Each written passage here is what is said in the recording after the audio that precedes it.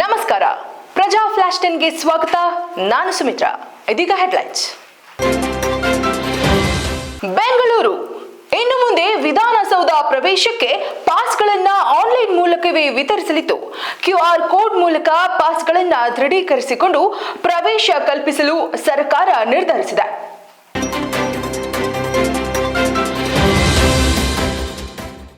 ಬರ ಪರಿಹಾರ, ಪಿಂಚಣಿ ಹಣ ಸಾಲಕ್ಕೆ ಜಮೆ ಮಾಡುವಂತಿಲ್ಲ. ಬ್ಯಾಂಕ್ಗಳಿಗೆ ಸಿಎಂ ಸಿದ್ದರಾಮಯ್ಯ ಖಡಕ್ ಸೂಚನೆ.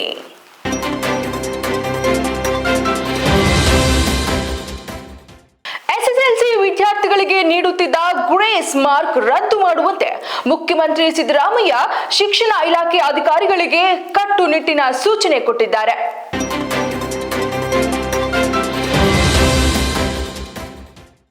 ದೇಶದಲ್ಲಿ ಜುಲೈ 1ರಿಂದ 3 ಹೊಸ ಕಾಯ್ದೆಗಳು ಅನುಷ್ಠಾನವಾಗಲಿದೆ. ಎಲ್ಲ ಪೊಲೀಸ್ ಅಧಿಕಾರಿಗಳು ಹಾಗೂ ಸಿಬ್ಬಂದಿ ನೂತನ ಕಾನೂನುಗಳ ಬಗ್ಗೆ ಸಮರ್ಪಕವಾಗಿ ತಿಳಿದುಕೊಳ್ಳಬೇಕು ಎಂದು ಬೆಂಗಳೂರು ನಗರ ಪೊಲೀಸ್ ಆಯುಕ್ತ ಬಿ ದಯಾನಂದ್ ತಿಳಿಸಿದ್ದಾರೆ.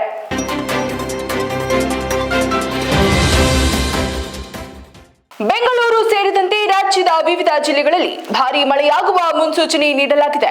ಮೇ 19, 20ರಂದು ಬೆಂಗಳೂರಿನಲ್ಲಿ ಹೆಚ್ಚಿನ ಪ್ರಮಾಣದಲ್ಲಿ ಮಳೆಯಾಗುವ ಸಾಧ್ಯತೆ ಹಿನ್ನೆಲೆಯಲ್ಲಿ ಹವಾಮಾನ ಇಲಾಖೆ ಯೆಲ್ಲೋ ಅಲರ್ಟ್ ಘೋಷಿಸಿದೆ.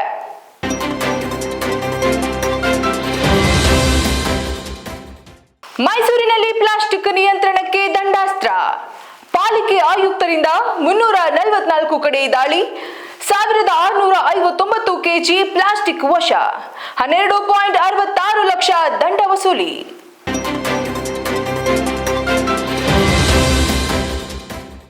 ರಾಜ್ಯದಲ್ಲಿ ಈ ವರ್ಷದ ಜನವರಿಯಿಂದ ಏಪ್ರಿಲ್ 30ರವರೆಗೆ ಸುಮಾರು 430 ಕೊಲೆಗಳು ಹಾಗೂ 198 ಅತ್ಯಾಚಾರ ಪ್ರಕರಣಗಳು ದಾಖಲಾಗಿದೆ.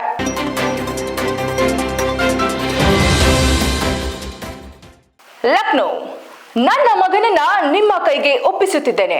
ಆತ ನಿಮ್ಮನ್ನ ಎಂದಿಗೂ ನಿರಾಸೆಗೊಳಿಸುವುದಿಲ್ಲ. ಅವನನ್ನ ನಿಮ್ಮವನೆಂದು ಪರಿಗಣಿಸಿ ಎಂದು ರಾಯ್ಬರೇಲಿ ಜನತೆಗೆ ಕಾಂಗ್ರೆಸ್ ಮಾಜಿ ಅಧ್ಯಕ್ಷೆ ಸೋನಿಯಾ ಗಾಂಧಿ ಮನವಿ ಮಾಡಿದ್ದಾರೆ.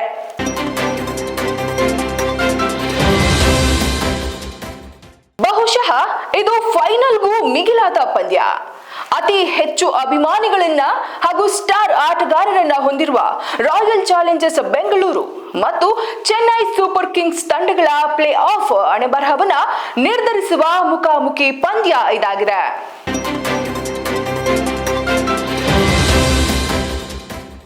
ಕಳೆದ 4-5 ದಿನಗಳ ಹಿಂದೆ ಕನ್ನಡದ ನಟಿ, ಸದ್ಯ ತೆಲುಗು ಕಿರುತೆರೆಯಲ್ಲಿ ಮಿಂಚುತ್ತಿದ್ದ ನಟಿ ಪವಿತ್ರ ಜಯರಾಮ್ ರಸ್ತೆ ಅಪಘಾತದಲ್ಲಿ ನಿಧನರಾದ್ರು.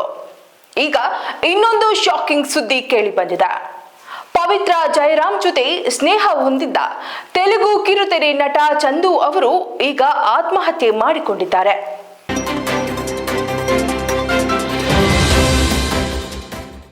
ಇದಿಷ್ಟು ಇವತ್ತಿನ ಪ್ರಮುಖ ಹೆಡ್ಲೈನ್ಸ್. ಮತ್ತಷ್ಟು ಸುದ್ದಿಗಳಿಗಾಗಿ ನೋಡ್ತಾ ಇರಿ ಪ್ರಜಾಧ್ವನಿ ಟಿವಿ.